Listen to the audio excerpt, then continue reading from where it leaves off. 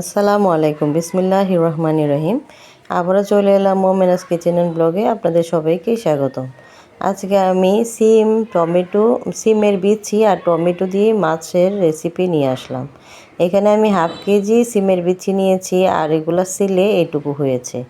আর বাকি যে সিমের বিচির খোসাগুলি ওগুলো ফেলে দেব। তো এখানে আমি একটি কড়াই গরম পানি করে নিয়েছি, আর এই গরম পানিতে 1 মিনিটের জন্য এই সিমের বিচিগুলি ভাপ দিয়ে নেব। আর 1 মিনিটের বেশি আমি ভাপ দেব না।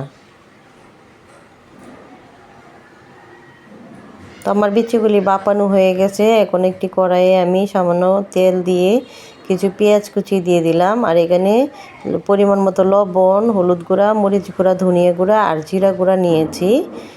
এখন আমি দিয়ে দেব, আর অল্প কিছু পানি দিয়ে দেব যেন মশলাটা পুড়ে না যায়।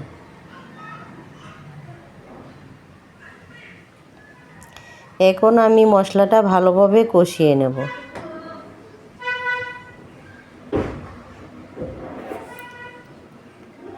আমার মশলা কষানো হয়ে গেছে। এখন ধুয়ে রাখা মাছ আমি দিয়ে দিলাম,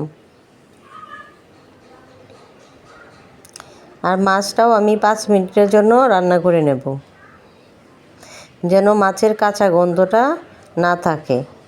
এখন আমি সিমের বিচিগুলি দিয়ে দিলাম।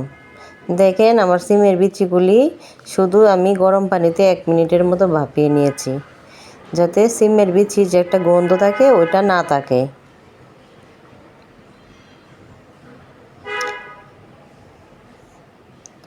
তো আমি ডেকে 5 মিনিট কষিয়ে নিলাম।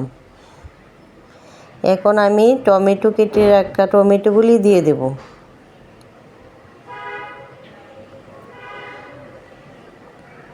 আর টমেটোগুলো দিয়ে আমি আরেকটু নেড়ে চেড়ে 5 মিনিটের মতো রান্না করে নেব।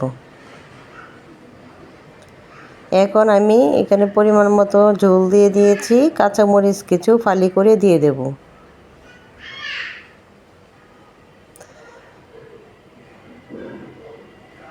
তো আমার ভিডিওটি কেমন লেগেছে অবশ্যই কমেন্টের মাধ্যমে জানাবেন, আর যদি ভালো লাগে অবশ্যই লাইক করবেন, আমার পাশে থাকবেন, সাপোর্ট করবেন। আল্লাহ হাফেজ।